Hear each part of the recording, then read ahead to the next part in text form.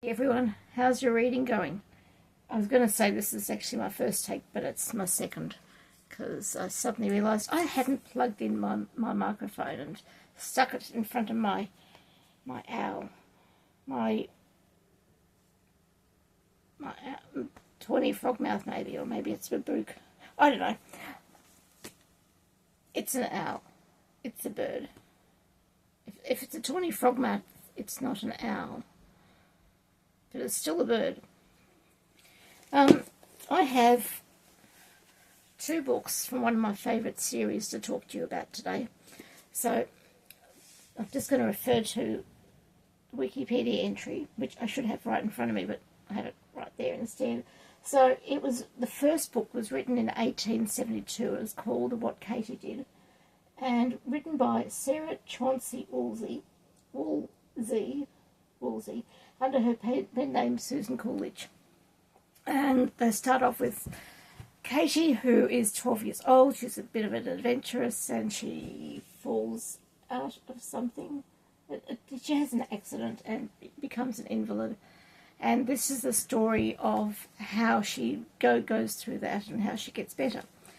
But the sequel to that is What Katy Did Next. And then another sequel is What Katy Did at School.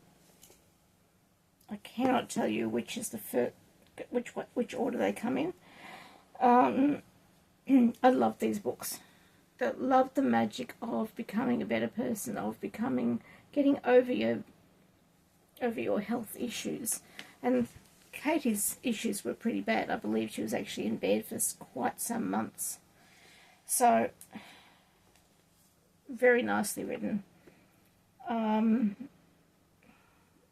Ages 10 to 12, 10 to 14, 8 to 14.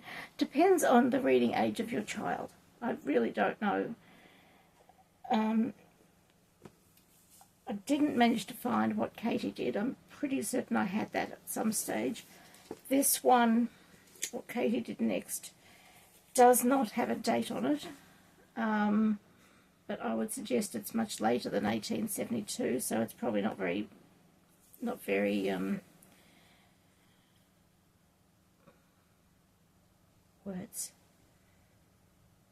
financially viable to try and sell it. So I will keep it. But it's still of the days when they didn't actually publish a date on it. And some of the information was here in the front.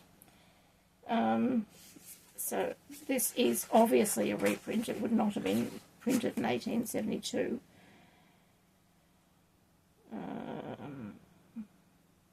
Okay, so here it says What Katy Did, 1872.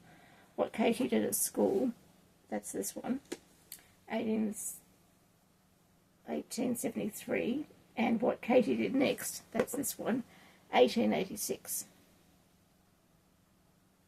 Interesting. So, I had no idea about all of those things. I just read the books in those days. And we didn't have anything more than what was in the book. That sort of stuff. We didn't have Google to go and look it up and to get excited and go, oh, I know that information, or I never knew that. It wasn't around. As I like to tell people, when I'm paying for something at a shop, and I pull the phone out of my pocket, and I go to use it on the machine, and I say to the young person, when I was your age, no one ever promised me a computer in my pocket. And depending on if there's a queue, I won't say much more, but if there's no queue, I will go on and say, a computer that has more computing power than what got man on the moon, a computer that can pay the bills, do the calculator, have my diary, have all my contacts, blah blah blah. I don't often go to the whole thing, because I lose my words partway through, and they're laughing and agreeing with me. And yes, it's like magic. So I wasn't able, when I was young, when I was reading these in the 19-something, when I was first reading them in the 19-somethings, I was not able to go and look up anything. I could go to the library and see if there was something on the authors at the library. Sometimes there was and sometimes there wasn't. But you can't get all books at the library.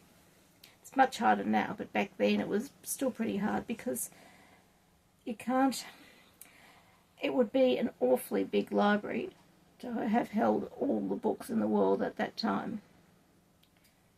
Now, of course, we're looking at about 4 or 5 times that large library because there's a lot more books out and we have a lot more authors and a lot more publishers.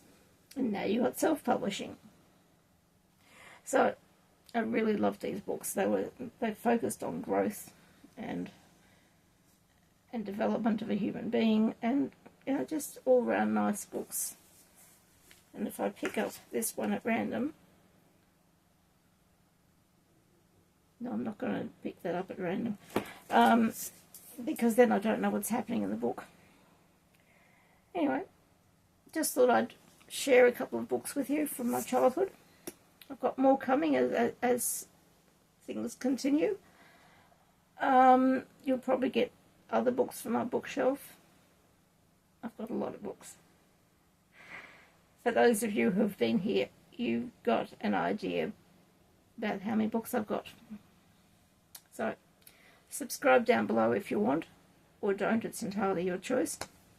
And I'll see you in the next video. Bye.